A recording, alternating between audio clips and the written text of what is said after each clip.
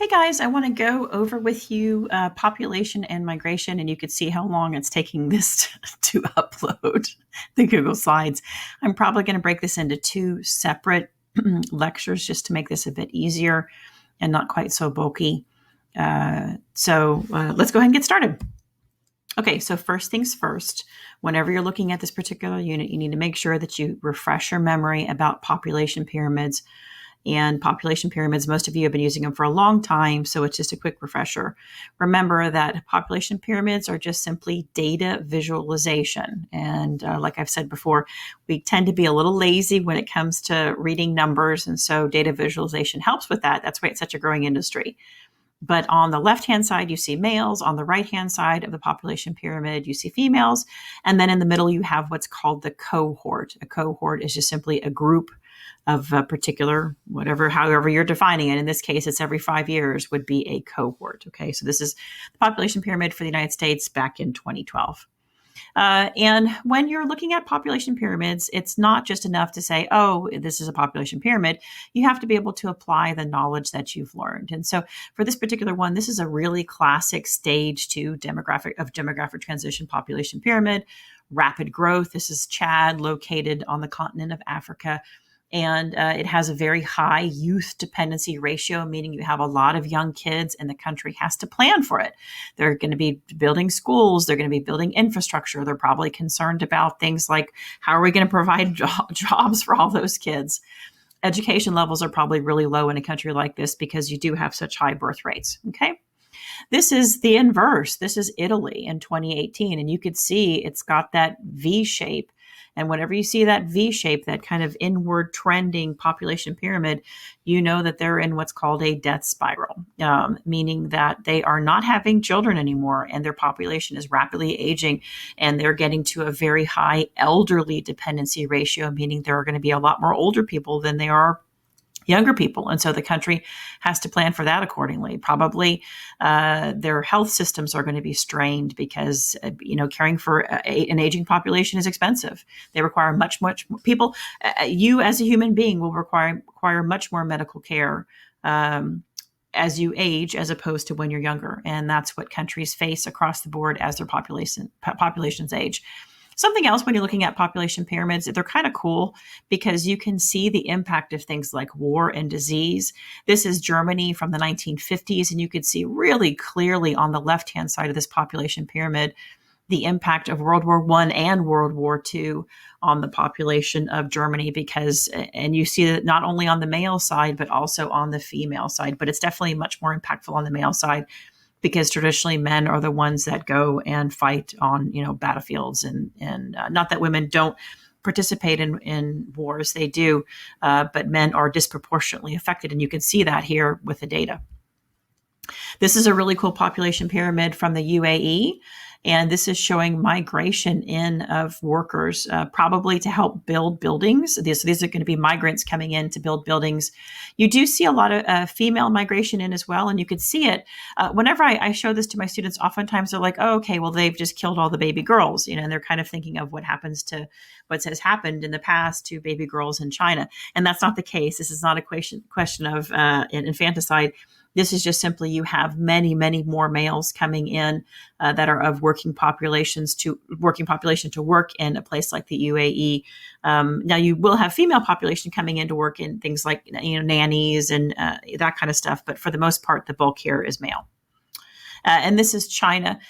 And you could see China in 2018 and 2050 with the contraction of China beginning to occur. And it's a slow process, but you can also see actually on this population pyramid the difference in male and female ratios as well. It looks kind of small, like, oh, there's not that big of a difference, Mrs. Smart. But when you're talking about a population of 1 billion plus people, it's a huge difference as far as male and female.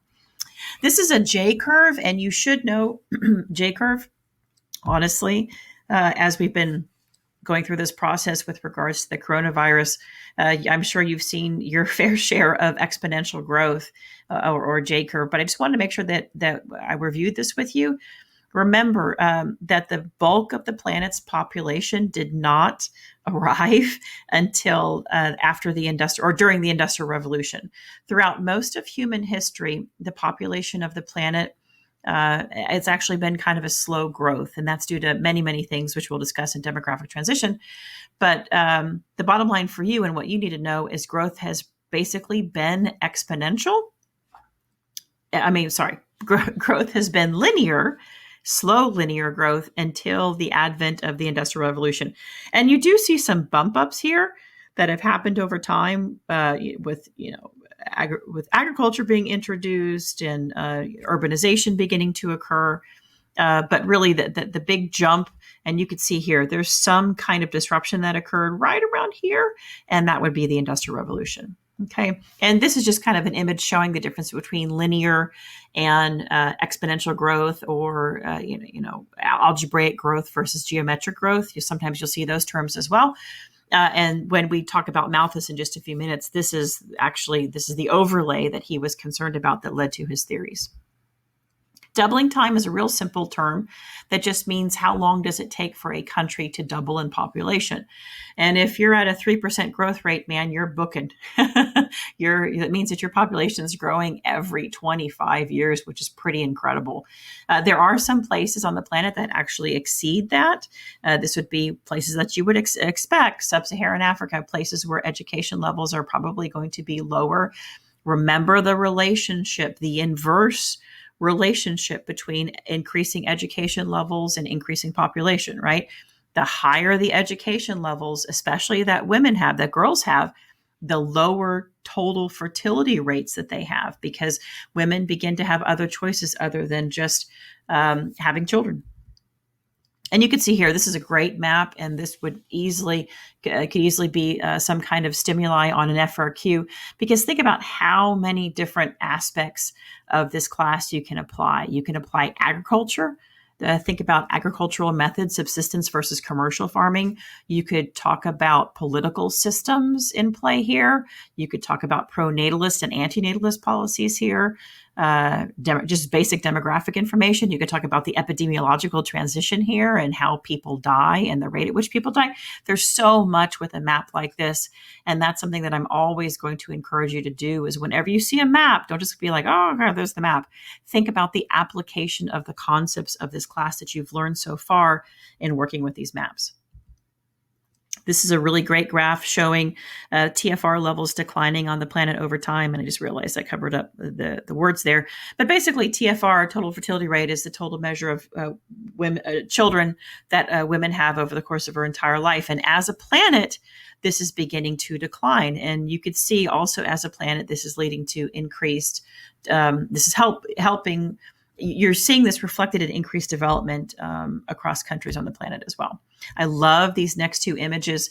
This is TFR from the 1800s across the planet. And look at the United States and even parts of Western Europe. Look at the amount of children that women were having during this time. Okay, so you can make connections. Lower education levels of children, no artificial birth control, or maybe very rarely used artificial birth control, which is leading to those very, very high fertility rates. Here's 2015. And look at how some countries aren't even at replacement level, which is 2.1 children per woman. So if you're not even hitting replacement level fertility, then that means over time, your population levels will decrease, which is what we see with Japan. And like I said before, this would be another, just this connection and understanding connection of education with fertility levels and so many other items in this class. Education, I always tell my students, if you're looking for one magic or what we call silver bullet answer on an FRQ, education would be it. If you don't know, put education of women, because it tends to be the fix of many, many ills on the planet. Okay, I'll skip over all this. Natural increase rate, you do need to know the natural increase rate formula, because there have been FRQs over this. And the formula is simply NIR equals CBR, crude birth rate, minus crude death rate over 10. And sometimes you'll see it over 1,000. And it just is basically the measure of how quickly or slowly a country's population increases. Now, this does not take into account migrations, so that's something to keep in mind as well. And sometimes you're beginning to see now in certain countries a negative increase rate, and that tells you an awful lot as well about a country. But as a general rule of thumb, if you're a country that is engaged primarily in primary economic activities, meaning agriculture or mining, you're probably going to have a super high growth rate and that really traditional population pyramid. If you're a country that is based in the service sector or the tertiary sector, I'm sorry, in the secondary sector, which is manufacturing, or tertiary, which is service sector, then you're going to have a lower growth rate and lower TFRs. And think about this. If you're a country that's primarily based on agriculture, you need more people to help bring in the harvest, right? You're probably not going to be highly mechanized. It's not going to be commercial farming. It's going to be subsistence, and you need all hands on deck. In a society, especially a society that's tertiary like the United States, where 80% of our economy is based in the service sector, children are not a necessity. And that's why many, many people have decided not to have children, because they're not viewed as a necessity. And that's a whole other discussion for another time.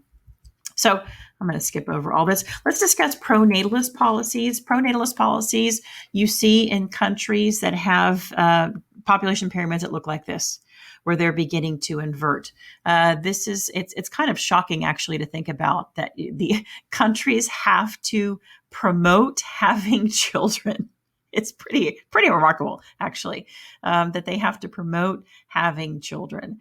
And you see this because when you have these population pyramids like this, you have a high elderly dependency ratio, and you also are going to have issues filling the jobs of people that are older, because there's no one left to replace them. Here's a little stat for you. In Japan, they sell more adult diapers than they do infant diapers. Okay. And this, of course, is due to incontinence. As your body ages, unfortunately, things begin to break down. And it's a really amazing sign of an aging population when you sell incontinence products like the Depends here. The United States crossed over this threshold a few years ago. So this has been the case in Japan for a while, but in the United States, we now have crossed that threshold as well. So I have a little challenge for you. The next time you go to the grocery store or to someplace like Target or Walmart, I want you to walk on the aisle where the incontinent products are and just see how many of them there are there now. Even the Target that's fairly close to me, that didn't used to have it, because I live in an area that's relatively young, lots of young kiddos. But just recently, I've begun to see an explosion of these incontinent products in places like Target, even in a young, youthful area like me. So the Angel Plan is a pronatalist policy. This is Japan's way to try and solve their issues with lowering fertility rates. And it offered all kinds of things. You know, whenever you see any type of country where they offer, hey, we're going to offer you free childcare, or we're going to offer you a year off, paid leave, a year off, or even paternity leave, a year off, or 2 years off, or whatever it is, realize that the countries aren't doing that out of the kindness of their heart. Okay. I see this a lot. People are like, oh, we need to be exactly like Europe is and offer, paid paternity leave for a year. The reason why those countries are offering paternity leave and maternity leave for such a long time is because they're scared to death at what their population pyramids look like. Okay. The United States population pyramid doesn't look like this, because we actually have a really, we still, even though our TFRs are lowering, we still have a lot of people coming in due to migration, and they are having children. And so our overall population pyramid still looks kind of like the house shape, which is basically a zero population growth. And so you don't see those policies here. But in countries that have inverted population pyramids, they are trying desperately to get their people to have children. But the problem is no matter what happens, no matter what kind of policy that's there, whether it's, hey, we'll reduce your taxes, or we'll, give you free childcare. The bottom line is it doesn't really work, because you can't pay people to have kids. It's a huge commitment to have children. And in a society that's really traditional, like Japan, where the thought is women may stay at home and kind of tend to family and husbands, and maybe having a career and being a mom aren't necessarily encouraged. Women will make the decision. And actually in Japan, they're delaying marriage, period. And this is happening across the board. But you really, really see this in Japan. And so this is where you also begin to see the rise of focusing on animals and kind of seeing animals as a replacement for children. So if you've ever seen, and I see them around here now, actually, I was in a store and it was a doggy baby stroller. If you see items like that, you are probably in a late stage 4 or late stage 5 country. In stage 2 country, guys, they're not going to have doggy strollers. Okay, they're going to need strollers for their own children, not for dogs. So we kind of talked about all this. I will say to raise children, at least in this country, it's expensive to the age of 18. So make sure that you thank your parents for raising you and all of the items therein. Okay, antinatalist policies. Moving on, the biggie that you all know of, I know you all know this one, is the one-child policy in China. The thought is it prevented about 400 million babies from being born, and you could definitely see the impact of that on the population pyramid. But one more item I want to draw your attention to at the bottom here, and I'm kind of afraid if I move my mouse, it's going to make that thing pop up. Yeah, well, look at the bottom of the population pyramid and compare the differences between baby boys and baby girls and how many of them there are. It doesn't sound like there's a lot. You're like, oh, Miss Smart, it's just a couple million. A couple million is a lot missing from a population pyramid with your demographics of a country. And the thought is that those baby girls were either aborted in selective sex abortions and or the practice of infanticide is actually pretty well known. There have been lots of documentaries made on this. I'm sure maybe some of you guys have seen this in classes previous to this one, but it's something that the Chinese are still struggling with today. The impacts of this CCP policy, because it did have this unintended consequence of killing off baby girls. All right, demographic transition. This is the granddaddy of all of the models that you need to know for this class. And I did a podcast on this to kind of delve a bit more in depth. So I am actually going to direct you to the podcast because I spend a good 20, 25 minutes going through demographic transition. I'm not going to really spend a tremendous amount of time going through that today, other than just kind of pointing out, remember how DTM works, right? It's a measure of a country's change in population and its demographics over time. And stage 1 of the population pyramid is the bulk of human history. Okay. The bulk of human history up until the Industrial Revolution, which is when you begin to see that true population pyramid begin to form. And what changes in the Industrial Revolution is basically the ability of people to be able to feed themselves. So even though you have the agricultural revolution happening in stage 1, for the most part, people are still dying of things like starvation often. But once the Industrial Revolution comes around, not only are you able to create these stable food sources for populations, but also with the Industrial Revolution, you have other inventions and ideas beginning to happen. New ways of looking at medicine and, things like germ theory of disease and the early vaccinations beginning to occur here. And so in stage 2, people begin to die less fast. That's the key. That's kind of the breakaway for DTM, is that people die less fast. And so that's why stage 2, you begin to see this rapidly increase in population, because it's not that the births are decreasing at all, because they're not, because birth control really hasn't been widely used at this particular time in stage 2. But you begin to see this falling death rate, which makes your population increase. And of course, stage 2 countries, although there's no stage 1 countries right now on the planet, stage 2 countries, this could easily be any of your sub-Saharan African countries and maybe 1 or 2 countries that you might see in Latin America. But for the most part, sub-Saharan Africa is where your brain needs to go for stage 2. Stage 3, this is where societal shift begins to occur. Women begin to become educated. And remember the relationship I told you earlier. When women become educated, their fertility levels begin to decline. And so that's why you see In stage 3, their birth rates are beginning to decline. Now, I know you're like, Mrs. Smart, why is it that the population levels are still increasing?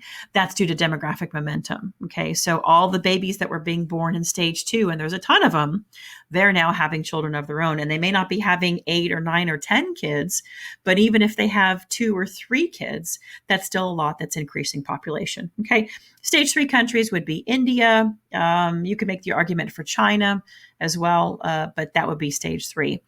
This is also between stage 2 and stage 3. This is where you begin to see the shift from primary economic activities to secondary economic activities, and maybe even some tertiary. Stage 4 countries like the United States, falling birth rate, falling death rate, really, really great medical care at this particular point in time, things like chemo, things that really keep people alive, lots of surgical medical interventions, keeping people alive.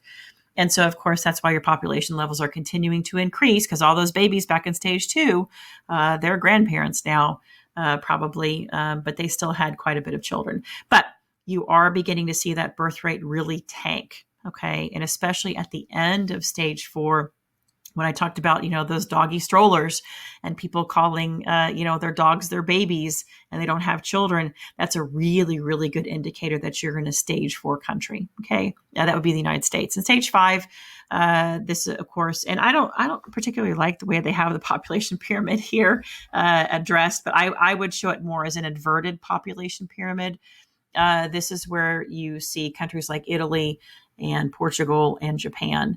And it says here rising, birth rate is rising again. And, I think these are kind of projections because you definitely don't see that in countries like Japan. That is a stage 5 country. We just don't see a rising birth rate yet. So realize that whenever you're looking at these, like something like DTM, that there are, there are some variables here, especially with regards to stage 5. Okay. So I will point out to you to make sure that you pay attention to, in your demographic transition model, that you pay attention to the course description. So this is topic 2-5 on the course description. And it says right there that you guys need to know it. So just make sure that you're always paying attention to the course description for this class, because it will help guide you in what you need to study and where you need to go. So like I said before, I spent a lot more time discussing DTM on the podcast. I went much more in depth. So if you want a true in-depth look at demographic transition, go to the podcast, and I'll go ahead and link that podcast to the in the notes of the YouTube video.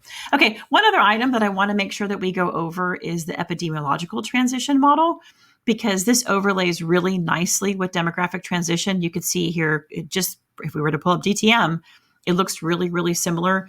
All the epidemiological transition does is it goes a bit more in depth as far as how we die. I guess that's the best way to put it, is how we die, and how at different stages of our demographic transitions, we die of different things. So in stage 1 of DTM, we're going to die of things like, I got bitten by a snake, or my arm got crushed when a boulder fell on it, or I have strep. Strep in particular used to be a huge, huge killer for people, or they even think of things like dirty water and things like cholera, okay, or malaria.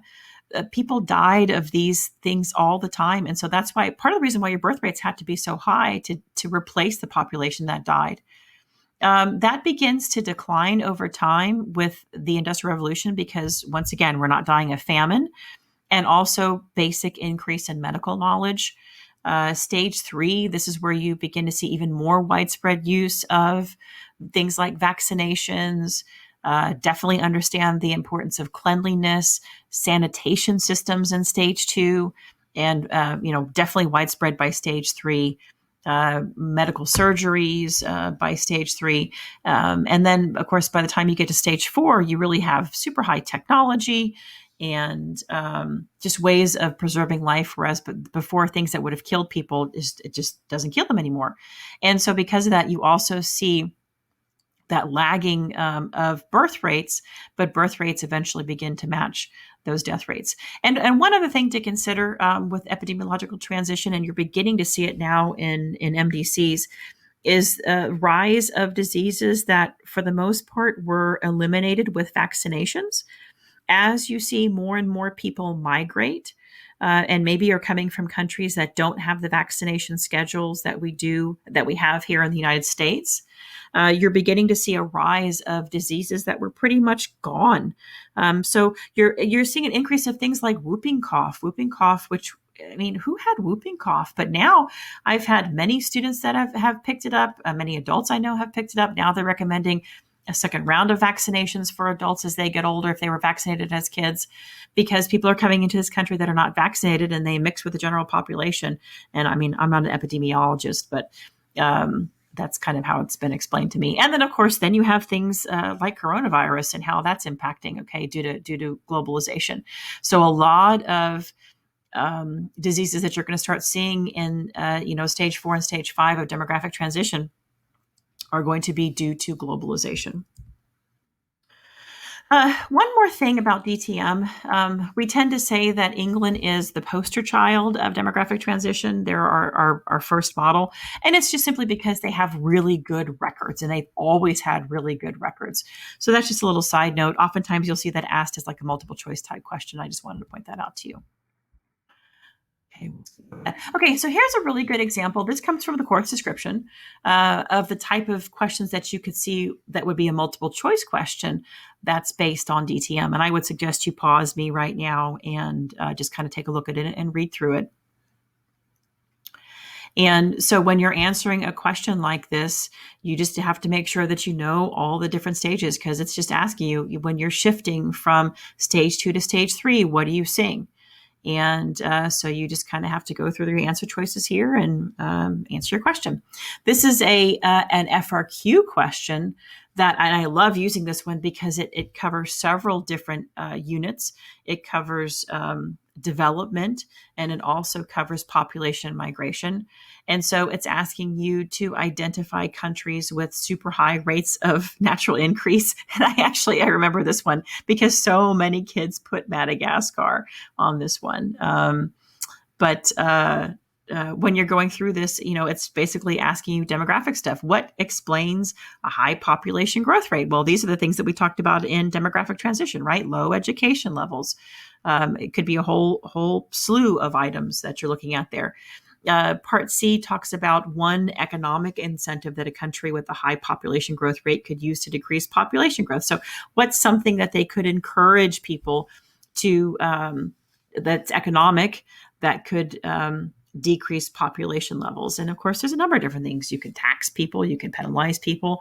And then, a social program that, of course, if you're trying to decrease your population growth rates, most kids probably would try and make the connection between something like an antinatalist policy, like the OneChild Policy there. So really, really great example of using population and economics and demographic transition in an FRQ.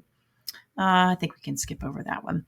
Malthus, let me talk about Malthus really quickly. You probably learned about him in your biology classes, but he was a gentleman who was very concerned about the rapidly growing population that he was seeing.